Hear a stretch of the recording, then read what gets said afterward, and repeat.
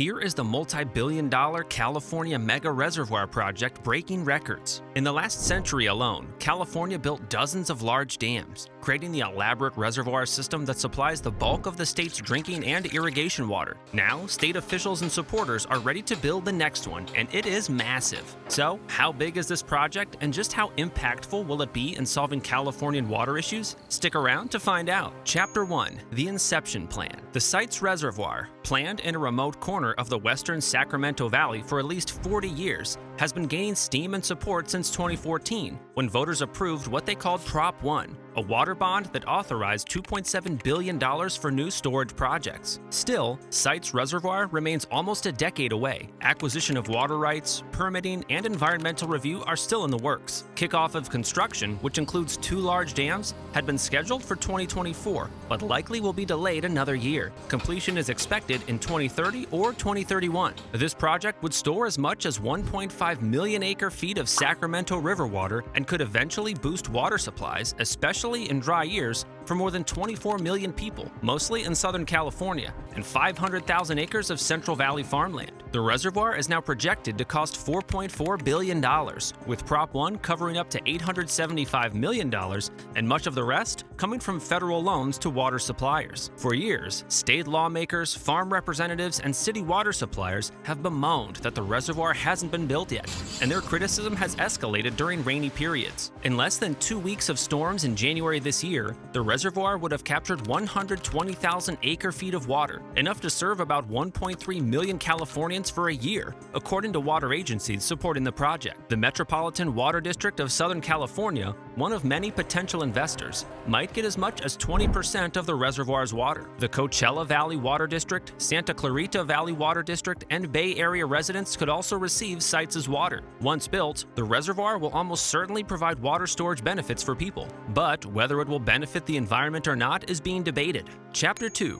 How will it be built? Named for the historic quarry town of Sites, which will be submerged if the project is built, the reservoir would occupy remote hills and creek valleys west of the Sacramento River. 2 large dams would contain the water, along with 7 structures called saddle dams, which will close in the northern side of the basin like the rim of a large bowl. Sites Dam will be nearly 300 feet high and more than 700 feet long. Golden Gate Dam will be about the same height and 3 times as long. The saddle dams, though not as tall, will have huge features as well. One is sketched out in planning documents at 3,422 feet in length. Also included are 2 tunnels 23 feet wide and 3,000 feet long. Building all of these features will account for much of the reservoir's $4 billion price tag. Mixing concrete for the dams could require as much as 1 million gallons of water per day for 4 years. Other big tasks include buying land from local owners, ripping out a country road, demolishing structures, removing septic systems, clearing trees, scouring out mountains of topsoil and distributing it to local farms,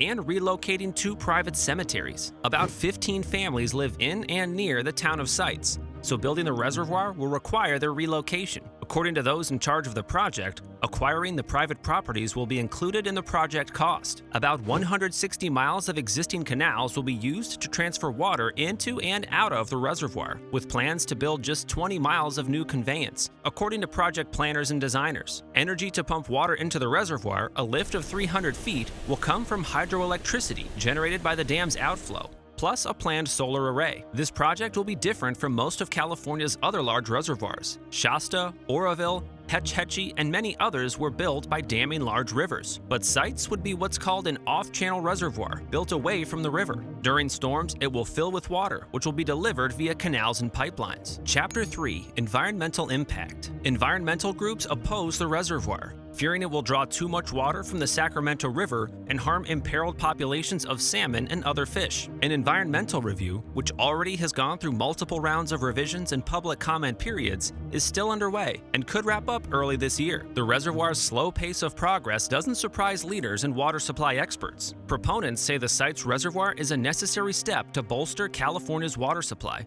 which is increasingly strained by drought, as well as intense wet weather and flooding. Moreover, pressure is on Southern California to sharply cut its use of water from the Colorado River, perhaps increasing the importance of Delta water to Southern California. The project would make a small splash in California's water supply. Major reservoirs now hold 50 million acre-feet, and the reservoir would add only about 1.5 million more. The Delta's state and federal systems export an average of 4 to 5 million acre-feet a year. Just so you know, an acre-foot is about 326,000 gallons. The Californian Metropolitan Water District, which delivers 1.6 million acre-feet of imported water a year to 19 million people, would receive about 50,000 more from this planned project, adding just 3% to its supply. Another water district, the Zone 7 Water Agency, which serves 270,000 people in the East Bay, would receive about 10,000 acre-feet annually from the planned reservoir, increasing its supply by about 20%. Experts claim that frequent droughts and residential demand have squeezed supplies, making this project an appealing option. Additionally,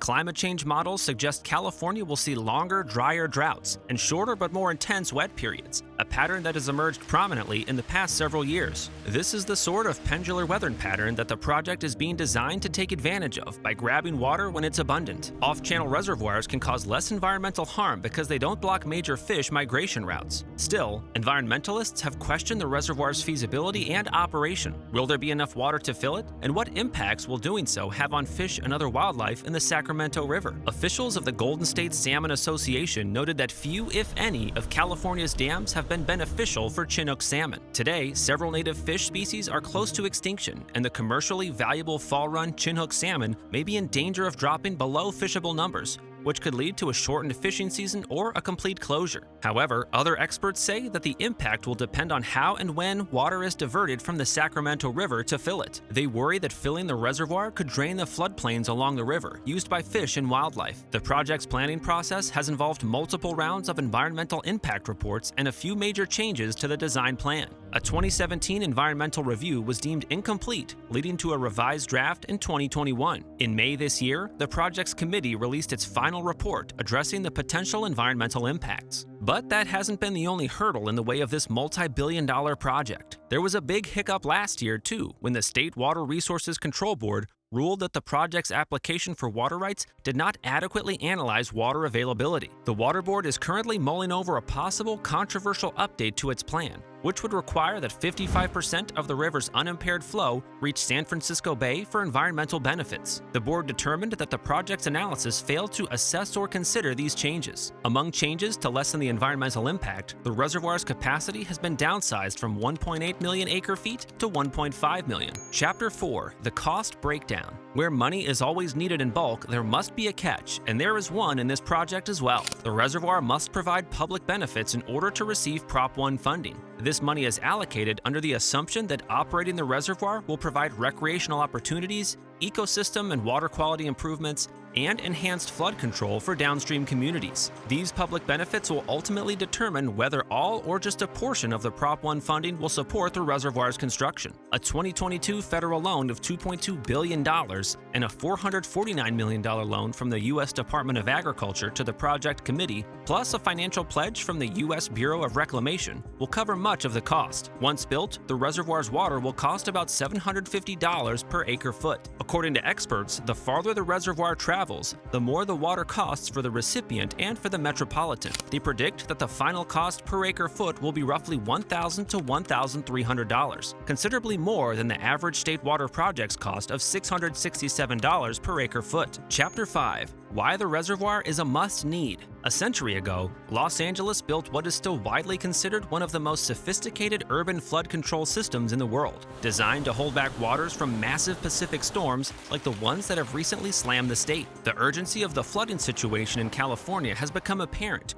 with the series of atmospheric rivers that have killed at least 19 people in the past year. This new project is a reflection on the desperate need for new sources of water in a state that tapped most of its easy supplies long ago, leaving tough choices that will affect future lifestyles, landscapes, the economy, and public health. The drought of the last few years has left reservoirs depleted across the state, burned forests, fallowed farm fields, brown urban lawns, barren ski slopes, and disappearing lakes. The crisis on the Colorado River adds to the worries. After years of deadly drought, images of floodwaters rushing into the ocean as people watch helplessly have been a cruel irony. California long enjoyed abundant water after the 1849 gold rush sent Easterners streaming into the state, but continued population growth, the re-emergence of the nation's largest agriculture industry, Increasingly burdensome environmental regulations and now climate change are leaving less and less slack in the system. Therefore, this new water capture effort in Los Angeles County was prompted not just by water shortages, but by a series of environmental lawsuits that sought to stop pollution of the coast with contaminated runoff. The aim of the new system would be not only capturing runoff, but cleaning it. The big question is, will it be possible? Only time will tell. If you enjoyed this video and would like to get more like this, then be sure to subscribe to our channel for more of such amazing content. Give us a like, share the video, and don't forget to turn on the notification bell for timely updates of our latest uploads. And that's it from us today. Until next time, thank you for watching.